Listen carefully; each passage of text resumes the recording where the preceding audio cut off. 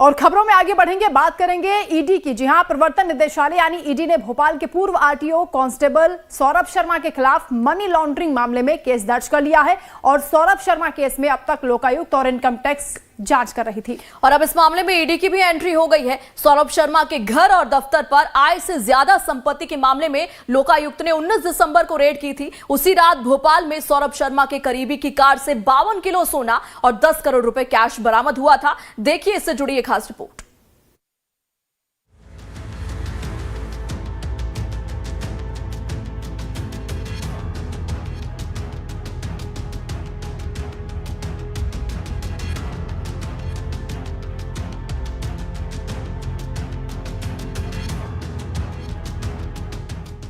करोड़ों का सोना, चांदी और कैश, ये वो सबूत हैं जिन्हें देखकर आप सहज ही अंदाजा लगा सकते हैं कि परिवहन विभाग में पूर्व कांस्टेबल सौरभ शर्मा रातों रात कैसे मध्य प्रदेश के भोपाल का धन कुबेर बन गया।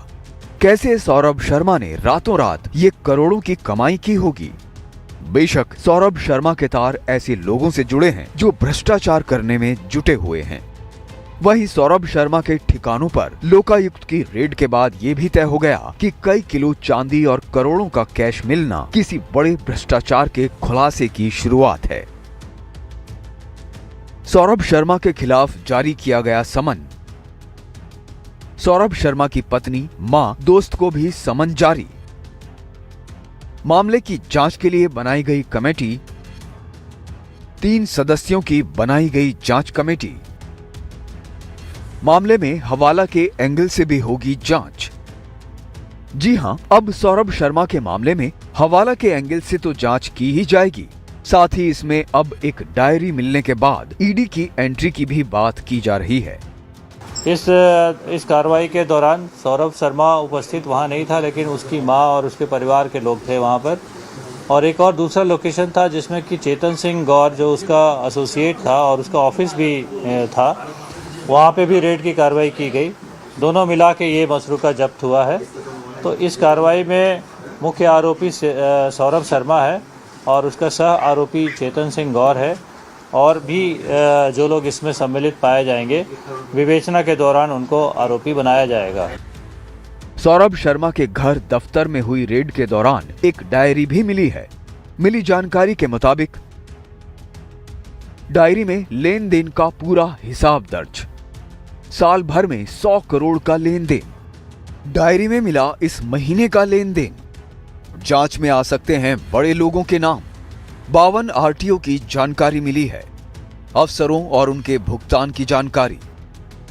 19 दिसंबर की ही रात भोपाल के मेंडोरा में आयकर टीम की कार्रवाई में एक लावारिस इनोवा से 52 किलो सोना और करीब 10 करोड़ रुपए कैश बरामद हुआ था।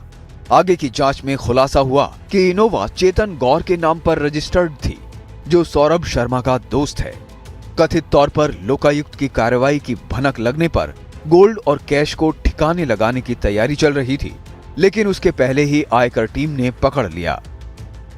बरामद गोल्ड की संभावित कीमत तकरीबन 45 करोड़ रुपए बताई जा रही है।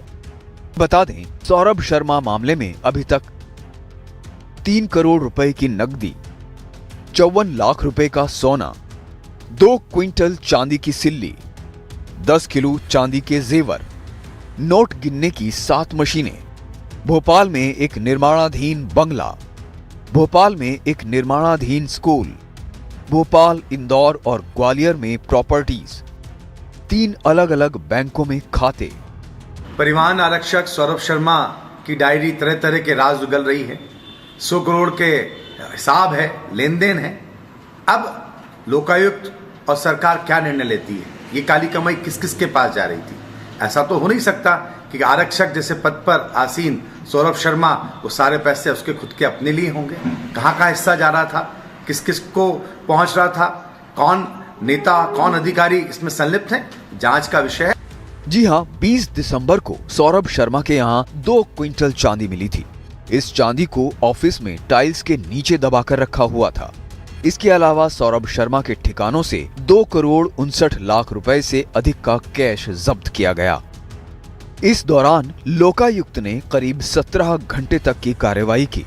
वहीं लोकायुक्त और आईटी की कार्रवाई के बीच सौरभ शर्मा और उसकी पत्नी दिव्या गिरफ्त से बाहर हैं।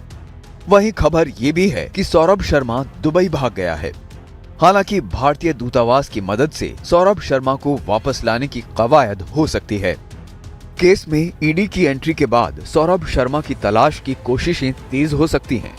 उसे समन और लुकआउट सर्कुलर नोटिस भी जारी हो सकता है। संभावना जताई जा रही है कि सौरभ शर्मा से पूछताछ में भी कई बड़े खुलासे हो सकते हैं। Bureau report, live times. इस बीच एक बड़ी खबर सामने आ रही है और दिलचस्प भी। जी हां,